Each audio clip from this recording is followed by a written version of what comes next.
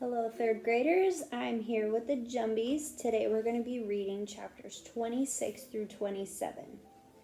Chapter 26, Quiet Morning. There was no way for Kareen and the boys to find Drew.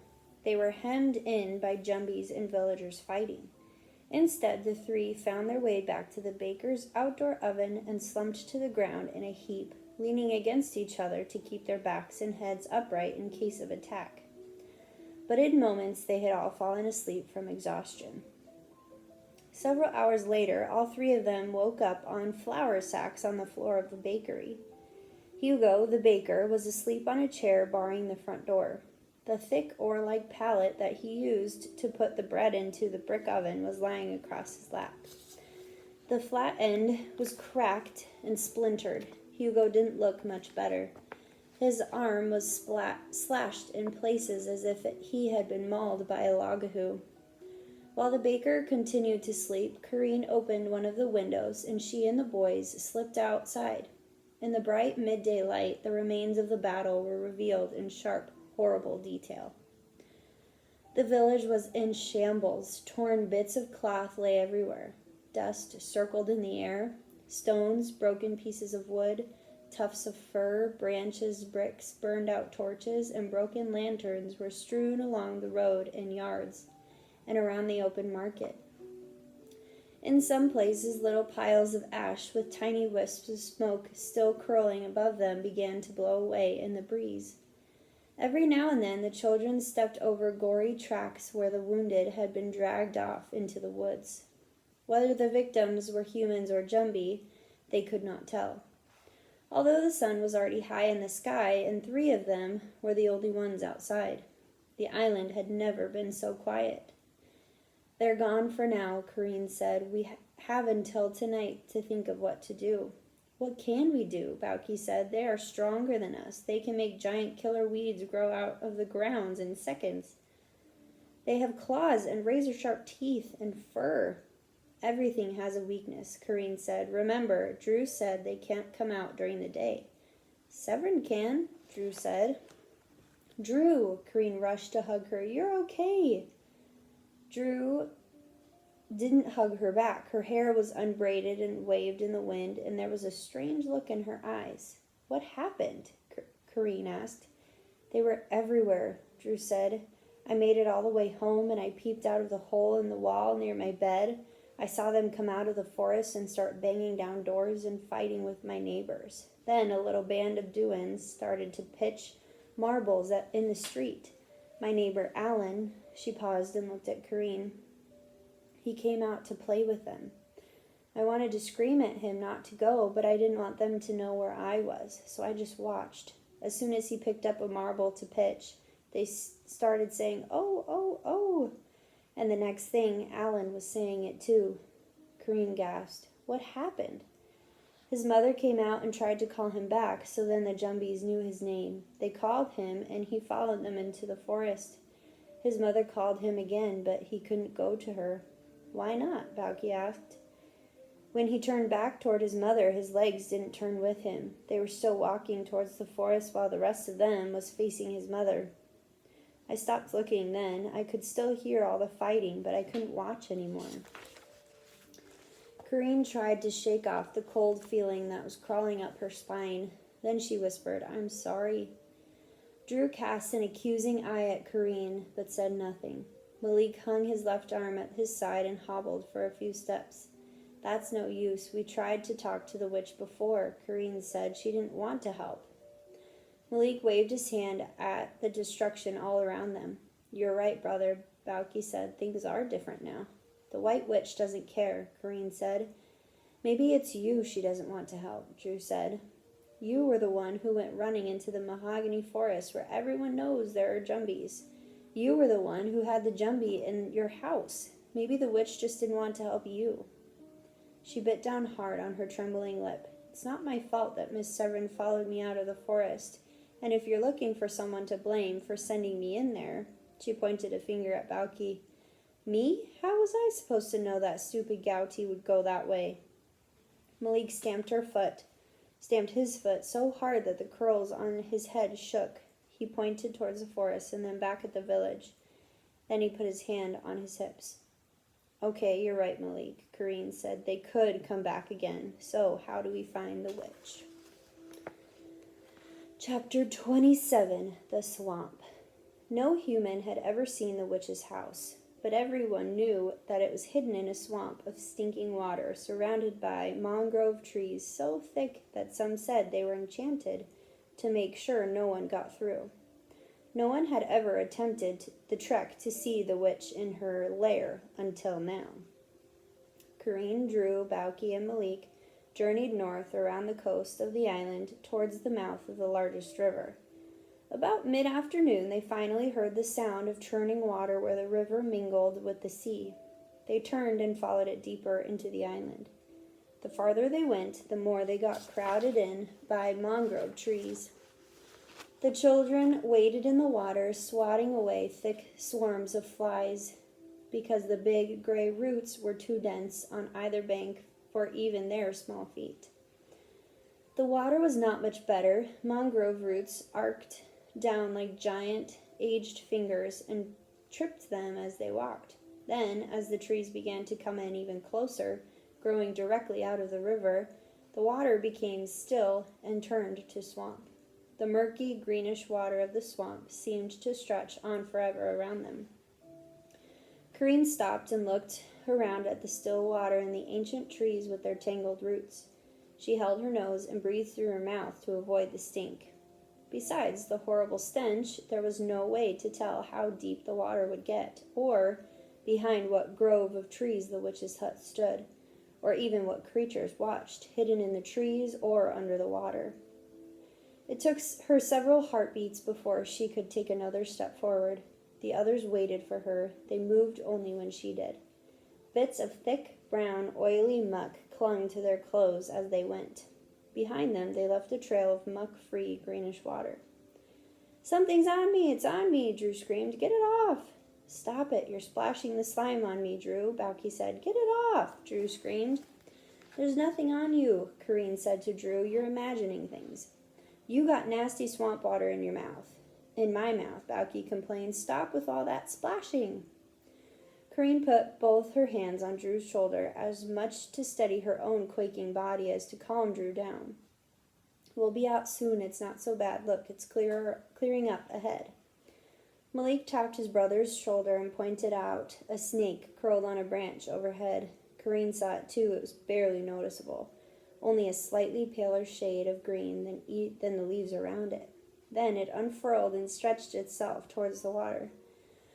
"Looks like we're going to be in that clearing sooner than you think," Bauki said. He cut through the swamp as fast as he could, splashing up vile-smelling water. Malik followed close behind. Kareen trailed a little, pulling Drew along. The long green snake touched down in the water. It began to slither towards them in a curving line over the surface of the swamp. It was fast. All four of them screamed and beat a rapid path away from the snack. "Come on, Bauki shouted from up ahead. When they were finally away from the trees, the ground beneath them dropped suddenly and they were forced to swim. Bauki struck out for the middle of the swamp with Malik close behind. Kareen pushed Drew ahead of her and followed, paddling hard. They cleared the mangrove and the muck, and they all continued to swim frantically until Bauki called, "It's okay, it's gone." They were all covered in nasty-smelling slime and wet, cold, and panting from exhaustion. The witch's house was still nowhere in sight. "We're wasting time," Kareen said. "We should go back." Malik reached his hand out and pointed behind her. There, in the middle of the clearing, was a tiny island. It was not much more than a muddy mound rising out of the center of the swamp with a small shack on top. Kareen smiled. "Good eye, Malik." Kareen led the way towards the little island. Near its shore, a mossy row of rocks rose out of the water and made a path towards the witch's hut. It was hard for them to pull themselves up onto the slippery rocks. Several times they lost their footing and wound back up in the water. Only Malik seemed to make progress, as if he had grips on the soles of his feet.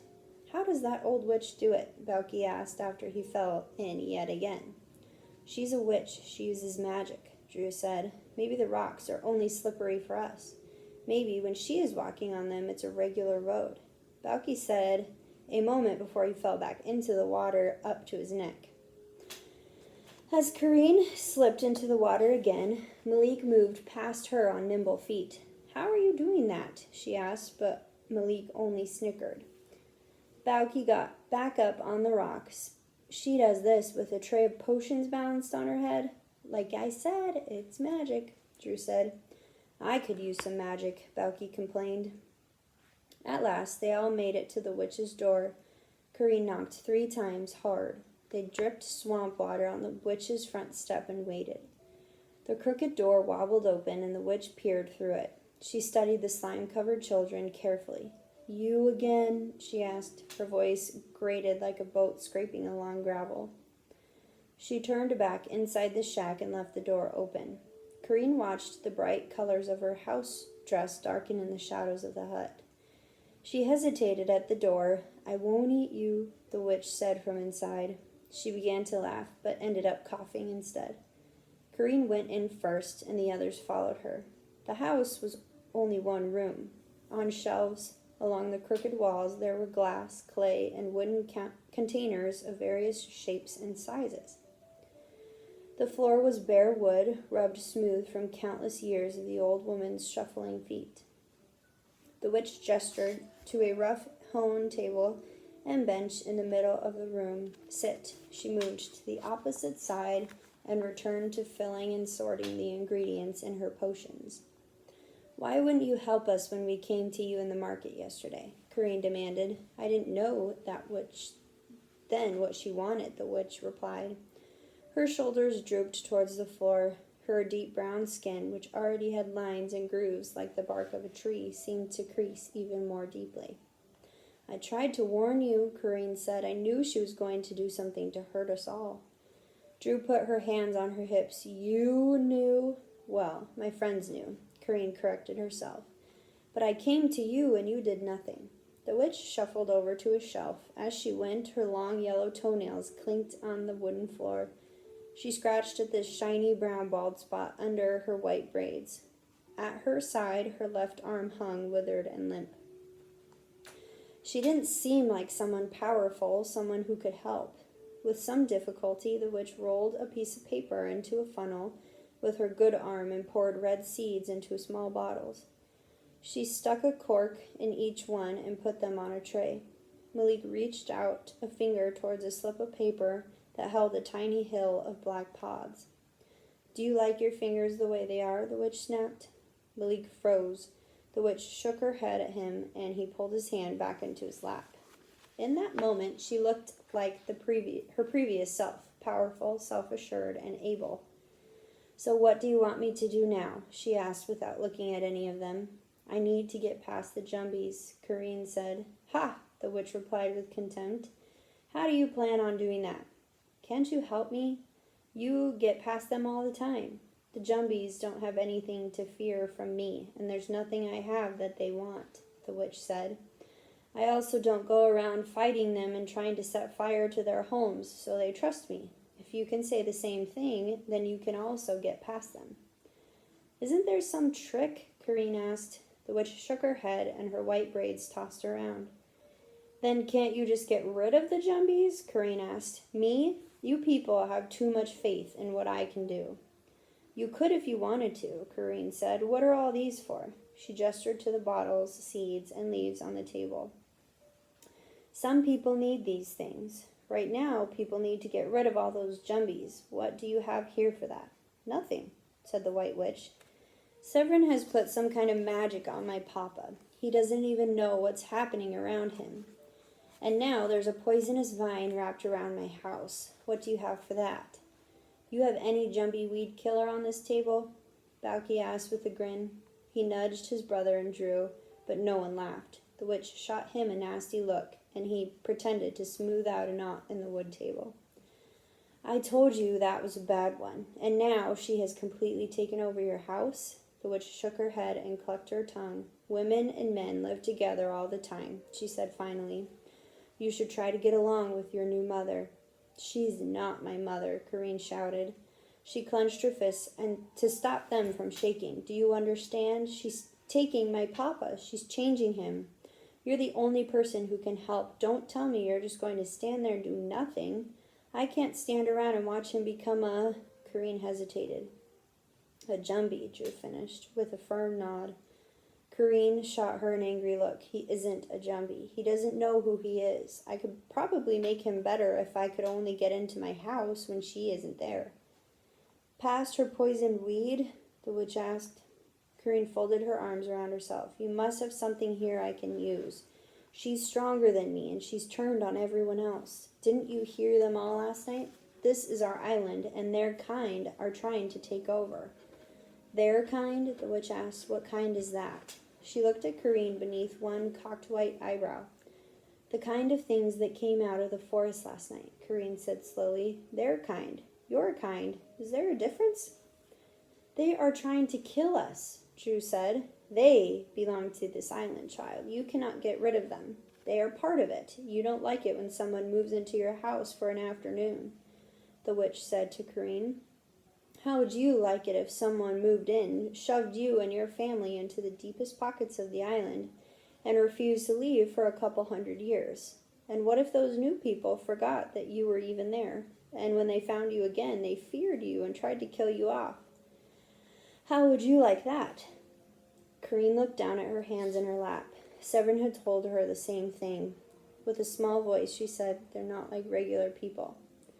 But she understood about losing her home, and she was willing to fight for it, the same as Severin. I'm not like regular people either, the witch said. Will you be trying to get rid of me next? Corrine searched the witch's face. How are you different? I am as different as you are, she said, eyeing Corrine. Corrine stiffened. Her eyes darted to her friends to see if they understood what the witch meant. They're taking children, Drew pleaded. They're probably going to get these two boys next. They don't even have parents to look after them. Hey, Balky said. It's true you don't, Drew said, but she didn't want to scare Malik too much, so she smiled at him and patted his hand a little.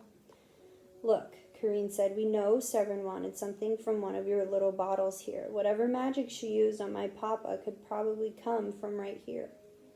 You made this mess. Balky banged his fists on the wood table. Some of the bottles wobbled and clinked together, so you can help us fix it. He tried to hold the witch's gaze, but when her eyes burned into his, he looked down at the table again and put his hands on his lap. You think I had something to do with that? You're wrong, the witch said. She didn't need any help turning your father. Men are turned by pretty faces every minute of every day. Balky nodded. I told her that, didn't I, brother? He asked Malik softly. Malik didn't even blink in response to his brother. Then, what did she come to you for? Corrine asked. She came to me for a way to stay on the outside. Her kind can't live too long away from their own element. Corrine and Drew exchanged a look. How could you help her but not help us? Corrine asked. Now she's taken over my house, my mama's house. She's killing my papa. The words burned her throat. The witch sighed deeply. It is my vow. I cannot take sides. If I help one side, I have to help the other. So it's better to stay out of it entirely. I've helped your side plenty. I've done all I can do. What happens to you if you take sides? Corrine asked. You see how my arm has shriveled up, the witch said. Useless. Balky sucked his teeth. That happened to you when you went swimming in the river the other day, when you nearly drowned yourself. You're not too smart, are you, boy? The witch sneered. Do you imagine I could have lived surrounded by water for over 100 years and never have learned how to swim?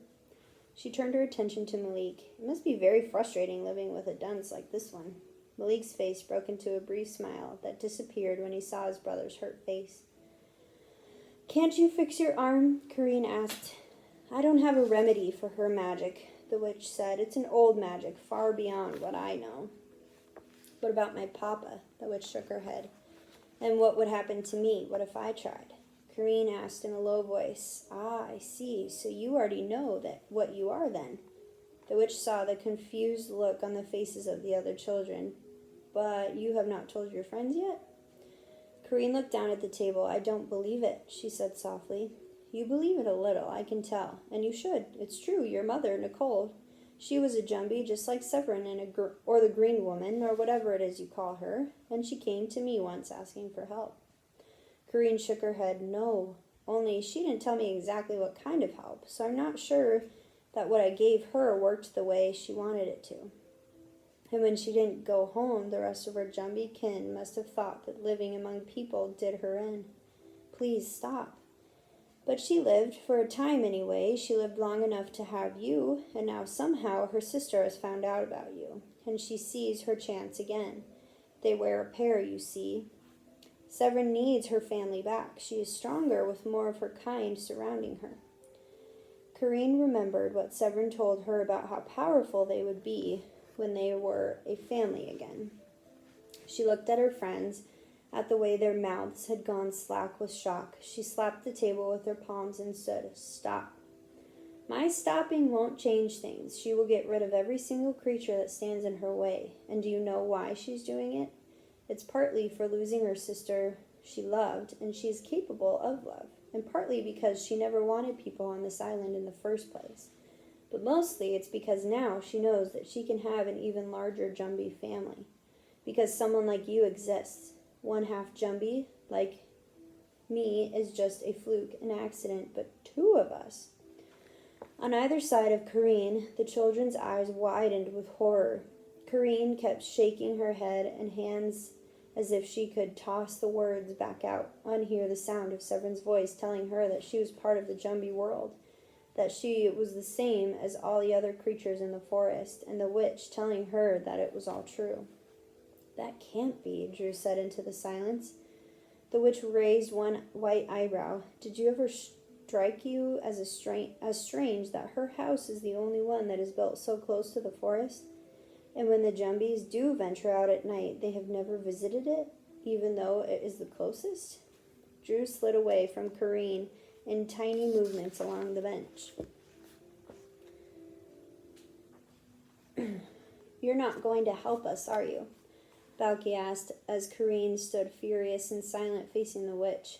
The witch pressed her good fist against her hip. Everybody thinks they need magic. Everybody wants answers. Get rid of this Boyle. Help him find money. She doesn't love me anymore. Why would my cane stalks grow as tall as my neighbor's? Everybody wants a fast, easy solution. Maybe if you took care of your skin, you wouldn't have gotten the boil in the first place. Maybe if you worked harder, you would make more money. Maybe that person isn't the right one for you. Maybe if you found a better way to farm, your crop would come up better. But nobody wants to hear those things. They want a bottle. Instant success. Something to drink or sprinkle or spill on the ground. They want magic from nothing. Magic doesn't come from nothing. It comes from somewhere, and it isn't so extraordinary. It's just work. It's just using your head and your heart. She grabbed a seed and put it on the table, then grabbed a cleaver and hoisted it into the air. The children shrank back. She brought the cleaver down to the seed, slicing it in two. Look, see what's inside? Nothing. It's just a seed. But put it in the ground and water it and give it what it needs, and something extraordinary happens. A seed is a promise. A guarantee, Corinne added, remembering her mama's words. She closed her eyes, and this time she could almost hear her mother speak. The real magic is in what you do with it, the witch said. She put the two halves of the seed into Corinne's hand. It grows roots, becomes hard to break. You feel it growing. You see when it's about to sprout and bud and bear fruit. You can feel it inside you. You know it like you know something is watching you from the shadows. It's instinct. This is your magic. Mine is of no use to you. The witch pushed Corinne's fingers closed around the seed and turned back to her work. What Severin took from me is probably wearing off already. If she hasn't figured out a way to live on the outside, she's going to have to come back soon. That's good news. I can't help her anymore. I won't. But she isn't just leaving, Corinne said. She's taking my papa with her. That is bad news, the witch agreed. She's going to take as many of you with her as she can. Corinne said, You told me my mama came to you once. If she never came back, it means that she figured out a way to live in the open on her own. How did she do it? She had your father's love, and love is powerful. You can endure most things for love. It's like planting a seed. Every day it gets stronger and stronger. Every day it grew inside of her. You mean like a baby? Corrine asked. You mean I helped my mama to live on the outside? It had to be you. She didn't have any other magic, but it couldn't have been easy for her. She fell in love, and every day she had to push past the pain of living where she didn't belong.